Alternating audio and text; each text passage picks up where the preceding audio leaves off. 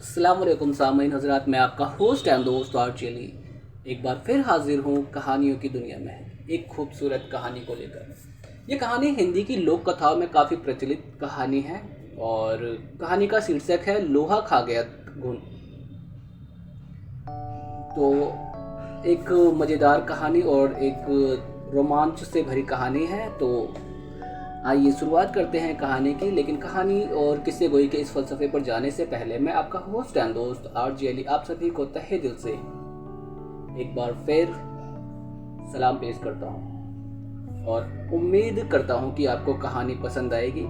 तो आइए कहानी की ओर बढ़ते हैं और कहानी की शुरुआत करते हैं। एक बार की बात है, दो व्यक्ति थे जिनका नाम था मामा और फूफा। मामा और फूफा दोनों व्यापार करते थे और दोनों व्यापार में सहभागी भी थे। मामा ने फूफा से कहा, फूफा क्यों ना हम कोई ऐसी वस्तु खरीद लें जो जल्दी खराब ना हो और उसकी कीमत भी बढ़ती रहे, फिर हम उसे कुछ वर्षों बाद बेचें जिससे उसके मूलधन से ज़्यादा हमें दाम मिल जाए। फूफा ने कहा, ठीक है मामा, तुम्हारी बात तो सही है, पर हम खरीदेंगे क्या? उन्होंने आपस में राय मशवरा किया और लोहा खरीदने का निर्णय लिया। दोनों ने बराबर रुपए मिलाकर लोहा खरीद लिया। फूफा ने मामा से कहा कि लोहा वह कहीं सुरक्षित स्थान पर रख दे। मामा ने लोहा अपने पास एक पुरानी कोठरी में रख लिया। कुछ दिन तो लोहा जस का तस रखा रहा, पर धीरे धीरे मामा के मन में लालच आ गया और मामा फूफा को बिन बताए लोहा बेचने लगा।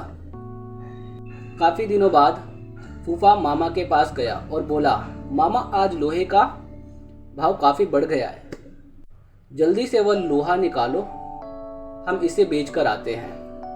इस पर मामा बोला, फूफा लोहा तो अब कबाड़ घर में नहीं, क्योंकि लोहे को तो घुन खा गए हैं। फूफा समझ गया कि मामा ने उसके साथ धोखा किया है और उसे बिन बताए सारा का सारा लोहा बेच दिया है।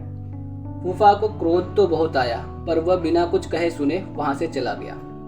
इस घटना के कुछ दिनों बाद फूफा मामा के पास आया और बोला, मामा मैं एक बारात में जा रहा हूँ, बड़ा अच्छा इंतजाम है, अकेला हूँ, चाहो तो अपने लड़के को साथ भेज दो, उसकी भी मौज हो जाएगी और कल सुबह तक हम वापस भी आ जाएंगे। मामा बोला, क्यों नहीं, बेशक, तो मेरे लड़के को अपने साथ लेकर जाओ और हाँ, इसे बारात में अच्छी तरह खाना वाना खिला देना। फूफा बोला, यह भी भला कोई कहने की बात है, मामा तुम निश्चिंत रहो। इस तरह 2 दिन बीत गए। मामा का लड़का अभी तक घर वापस नहीं आया। मामा को बहुत चिंता हो गई कि अभी तक उसका लड़का घर वापस क्यों नहीं आया। वह अपने लड़के के बारे में जानने के लिए फूफा के पास गया और बोला, फूफा मेरा लड़का कहाँ है, वह अभी तक वापस घर क्यों नहीं आया? फूफा ने कहा, क्या बताऊं मामा, रास्ते में एक चील तुम्हारे लड़के को उठाकर ले गई। मामा बोला, ये कैसे हो सकता है, भला कोई चील 12 साल के लड़के को उठाकर कैसे ले जा सकती है? सीधी तरह मेरा लड़का मुझे वापस करो, नहीं तो मैं राजा भीम के पास जाऊंगा। फूफा बोला, ठीक है मामा, चलो राजा भीम के पास चले, अब वही न्याय करेंगे। मामला वहां के राजा भीम के सामने पेश हुआ।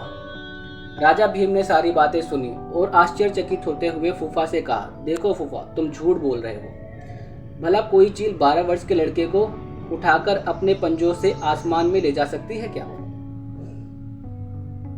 इस पर फूफा ने उत्तर दिया, कथा कहूं कथावली, सुनो राजा भीम, लोहा को घुनन खाया तो लड़का ले गया चील। इस पर राजा भीम सब समझ गए और उन्होंने मामा को आज्ञा दी कि वह फूफा का लोहा वापस कर दें और फूफा को कहा कि वह लड़के को मामा के पास वापस भेज दें।